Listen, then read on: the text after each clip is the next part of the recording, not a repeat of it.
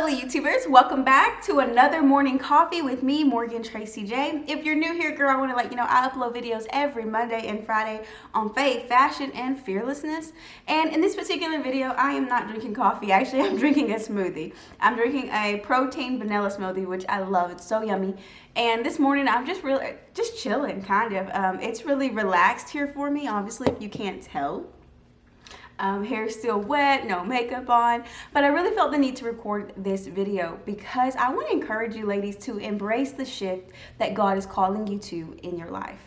You see, you may say, God is not calling me to a shift, but I want to encourage you, daughter of God. If your walk has been real stagnant, if you feel like you've been in the same place for a long time, if maybe even the fire and the zeal that was once in your relationship with God is like gone, even the fire and the zeal for life, maybe there was a season when you were so fired up for life, you were so hungry, you were so excited, and then it's like it's just depleted. I want to tell you, if you are having signs like that in your life, those are key signs that you need to take a shift. You need to acknowledge that there's some areas in your life that has to shift, that has to transition, that has to move, that cannot be the same.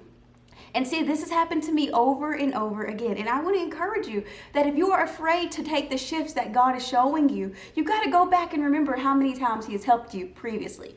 You see, the shift for you may be called the leap of faith. For me, it's called the adventure of faith. See, years ago, I would always say, okay, God, I'm going to go on this adventure of faith. I always thought it would have an adventure. And I would think, why would I not go on this adventure? I mean, I'm still alive. I'm still breathing. I've still got more things to do on this earth. Why would I not take you up on this offer, God? Oh, God, you tell me to move to a new city. Okay, go back to school. I'll take you up on the offer, God. You told me to launch a ministry. I'll take you up on the offer. Oh, go speak at this place. I'm really nervous. I'll take you up on the offer. See, I want to encourage you to be willing to have the spirit that you're willing to go on the adventure of faith with God, that you're willing to listen and adhere to what He's telling you to shift on. And so here recently, I just felt the Spirit of God being like, girl, embrace the shift. Don't fight it. You've been fighting it for a few weeks now. You've been fighting it for a month now. Embrace the shift I'm calling you to. So the particular shift that God is recently calling me to in my life personally is in my ministry.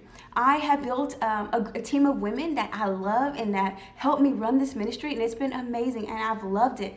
But God recently has been showing me that I needed to embrace the shift of releasing my team.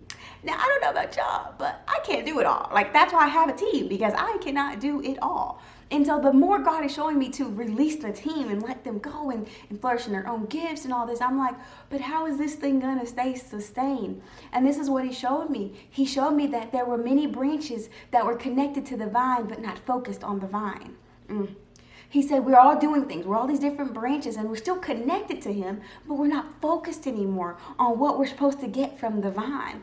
And this hit me so hard because having a team, you have more responsibility. And so example, if I don't write the blog, the editor can't edit the blog. And then the graphic designer can't get the quotables. And then if it's just ongoing. If I don't create the content, the membership doesn't get to work and flow through. And then the woman who runs the membership, she needs to get the content from me. She needs to know what's going on.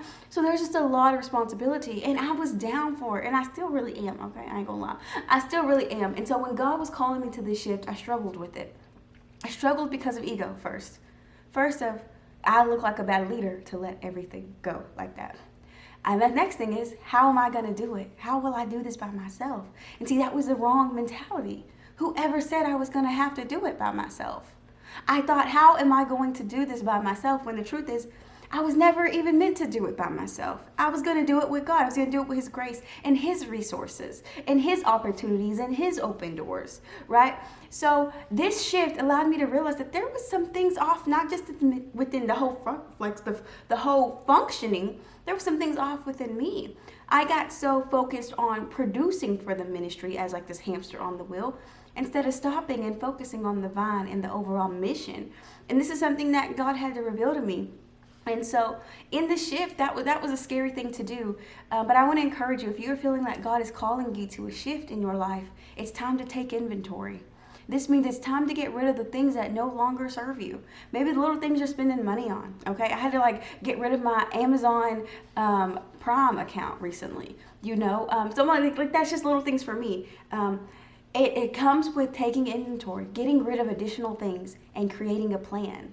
Now, the shift, do you see, this is sometimes we think is God is just going to poof us into our next position. He's going to poof us into our next promotion, which could be a great possibility. But what happens is when on a random Tuesday, God says, hey, it's time to shift, but you had already been prepared and planning, so you're not caught off guard anymore, okay? You can go ahead and take that shift. If God says, hey, today's the day you put in your 2 weeks notice, you've already been saving and preparing, so you're okay to go ahead and follow God in that. I'm not telling you to not, even if you don't have a dollar, to not do that, but I'm telling you to listen and adhere to the Holy Spirit.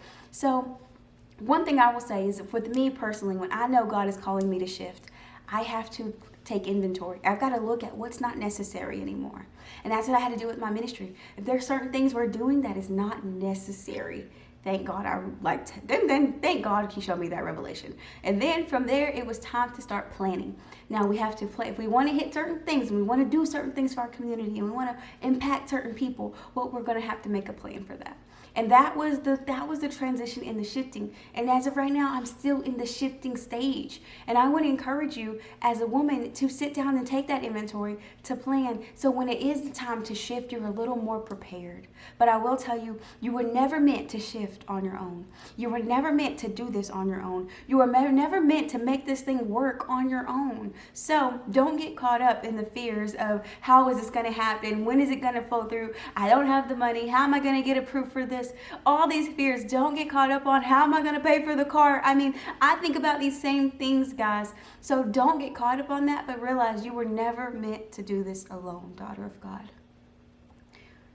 And that is a message that maybe we need to walk in for this week. When you try to do something alone again on your own and pick something up again by yourself, that may be the message you need to just rest in. I was never meant to do this on my own. So I can have peace in that. So if I find myself doing it on my own at moments, I can take a rest, I can stop, and I can get back into the grace of God. If I find myself living alone in a season, I can have rest and know that I was never meant to do this alone anyways. I want to encourage you, daughter of God, that you don't get caught up in where you're at right now and maybe the lack or the lackadaisy. Maybe you're so comfortable. Maybe you're just stagnant. Don't get caught up in where you're at. Get caught up in where God is telling you to shift to next. What has he been telling you to do? What leaps and adventures is he wanting to take you on, but you're so afraid to go? So I'm excited for you because I know God is going to do something. I know he's calling you to shift, and I know it's going to be powerful. I know that what he tells me, he's also telling you. So this is universal. Get ready to shift, daughter of God. Don't stay stagnant. Be willing to move and be willing to go into the new places that God has for you. I believe this message to be so near and dear to my heart. So near and dear that I struggled with even releasing this because I was just like, oh, God, you're so good. And what does it look like? And I had questions for myself, to ask him. And my biggest encouragement to you is embrace the shift. When God says leap, daughter, leap. If he says today is the day, you jump, girl. You go for it because God has far more better for you. That's not just a saying. That's so true. I have seen it over and over. And as I'm speaking to you, I'm speaking back to myself because I know God has far more for me too. So if you've been stagnant, if you've been a little lackadaisy, if you found yourself pretty comfortable like I've had, this is time to embrace the shift that God has for you. I love you, ladies, so much. I hope you got blessed by this video. I hope you got encouraged. If you enjoyed this video, make sure you share it with one of your girlfriends, and I'll see you in our next morning coffee.